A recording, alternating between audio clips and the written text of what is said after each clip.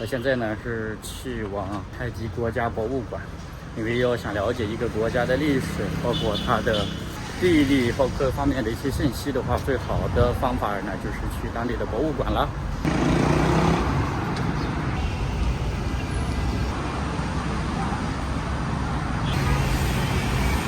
买了门票200埃镑，已经进入到这个博物馆的院子了。如果你要拍视频呢，有专业的相机呢是300，就多加100。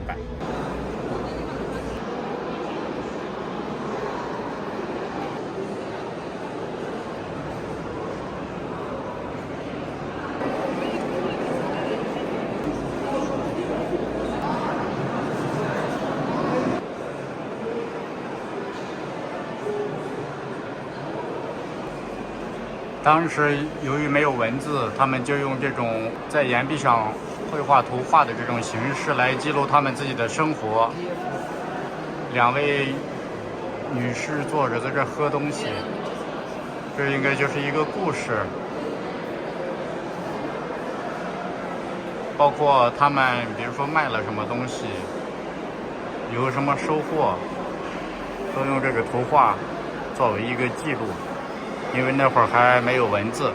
或者说这个就是他们最早的文字。他们有时候会在这个墓碑上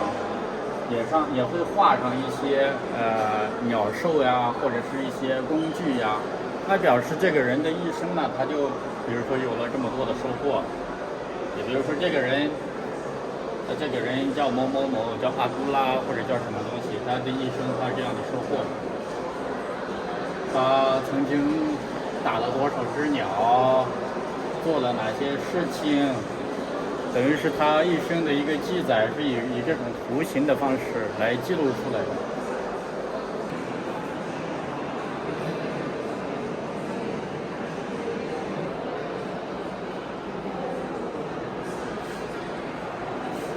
有时候他们也会在岩壁上刻画出当时这个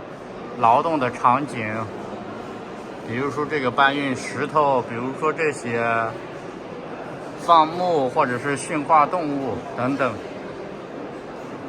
就不像现在科技可以用照相机啊或者什么，那会儿呢就是直接在岩壁上刻画出来了。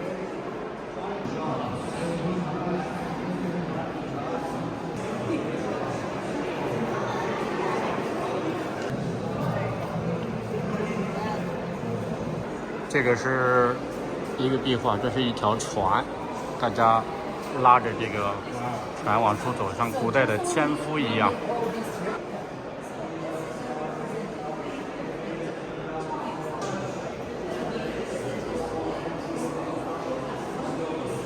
看起来感觉很神奇，但是呢，就木然对这些所谓的古文明的了解呢，和一点点的一些浅显的见解呢，我觉得他们的文明和现在也是差不多的。我们现在的文明有现在的一个工作的系统，古文明他们的文明也有他们自己的一个工作系统。比如说他们通过在岩壁上刻画一些东西来记录当时的生活场景。比如说他们当时也有自己的历法，他们有自己的这个法律，他们有自己的医学，他们有自己的农业的一个系统。但是他们没有文字，他们怎么办呢？他们就用这种图像、这种象形的形式把它记录下来。包括一个很简单的一个例子，比如说今天一个妇女她做了一道菜，觉得很好吃，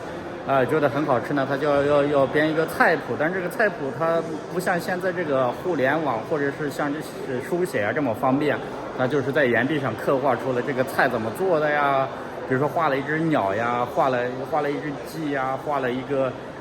些树枝呀，一些用做的调料呀等等，就是这样记录下来呢。这是现在我们很多人因为年代久远，对这些文明呢不是很了解，所以呢就觉得很多东西很神奇。其实他们只是记录生活而已。所以从我个人的这个想法来去看待这个事情，我觉得他们没有那么复杂，只是记录了生活。当然他们也有什么所谓的宗教信仰，古埃及人呢，他们信奉太阳神啊，他们就也会和现在人一样，比如说信奉各种宗教呀，只是用了比较简单的图像的方式，把那种抽象的东西表达出来了而已。这个壁画刻画了他们之间的一些战争的场景。看，这个人拿一个长矛直接戳到这个人的腿上，这个用一个更长的矛刺了这个人的咽喉，就是记录了刻画了当时这个战争的部落之间和部落之间，也可能是不同的族群之间的一些战争的情况。这些石头上都刻了一些小的文字，那就像我说的，有一些比如说菜谱呀这些东西没有必要刻在墙上，可能就找一块小石头把它刻在上面，甚至就像有时候就像写日记一样，只是一个日记，只是记录了一些事情而已。这个是一个铜像，既然能发现铜像，那就证明古埃及文明呢，他们已经掌握了冶铜的技术、冶炼技术，不可思议的。我们永远不知道以前的人到底是曾经掌握了哪些东西。这个壁画呢，就记录了这个男人的一生，中间很明显能看得出了他是一个男人，他的青年时代、壮年时代，以及他一生所做的贡献，包括猎杀的动物等等等等，他的家庭情况，都是用这种鸟兽还有工具的这种形状来把它给描绘出来了。这里呢是一个狮身人面像，他的身体是狮子。关于这狮身人面像呢，有太多的解读了，但是我个人认为呢，他是为了表现出自己的雄壮嘛，头部的这个只是个人的头型，他的身体像狮子一样强壮，一样雄壮。是这个法老说是觉得自己很强壮、很雄壮，像一只雄狮一样，所以呢，他用了这样的头像。总之，我遵循的原则是把这些东西都往简单的想，不要想得太复杂。这是我自己的一种理解。另外一种理解呢，我觉得可能是来自别的星球的。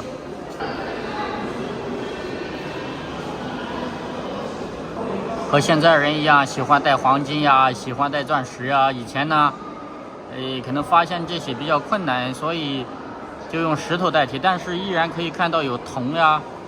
有铜制品，说明他们当时已经掌握了这个冶铜的技术，或者是发现了类似于这种铜的这样的矿产。这边呢展示的是他们的一些小的这个瓶瓶罐罐，这个应该就是小的，应该就是女性用来化妆用的。以前呢他们就用这样子造一个人形，人去世之后呢就放在里面。这个材质呢是石头的，但是旁边的这个材质呢就是木头的，这个就是木头的材质。因为埃及呢处于撒哈拉沙漠呢相对比较干燥，它比如说就像有一些特殊的一些木头，它可以上千年甚至上万年它不腐，它有这样的特质，那它就会就地取材。仔细看它的这个棺上面，就是这木棺上面、木尊上面，它也会有故事的叙述，只是用了这个象形文字，好像包括这种为什么画这种鱼呀、画这个眼睛呀，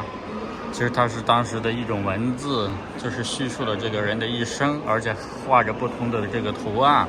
表示了他一生的不同的时期。我们现代人呢比较喜欢猜测很多东西呢，就可能已经远离主题了。那现在呢，比如说一些专家呀，一些科学家呀，或者一些这个旅行宣传者呀，他们就会把这些东西描述得很神奇。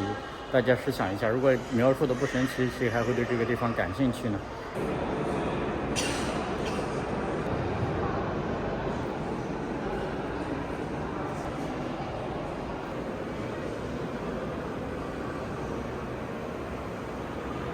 这边呢是一个木乃伊，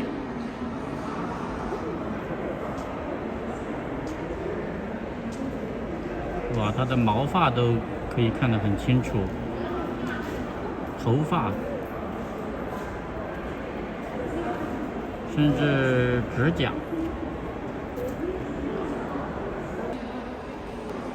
这边是一个女性的木乃伊。